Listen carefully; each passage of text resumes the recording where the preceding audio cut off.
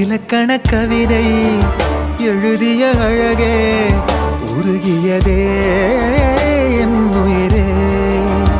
உனதிரு விழிகள் இமைத்திடும் பொழுதில் பகலிரவு உரைகிறதே. இதயம் கேட்குதே என் காற்றாக கனவாக கை வீசும் காதல் இவள் யாரோ.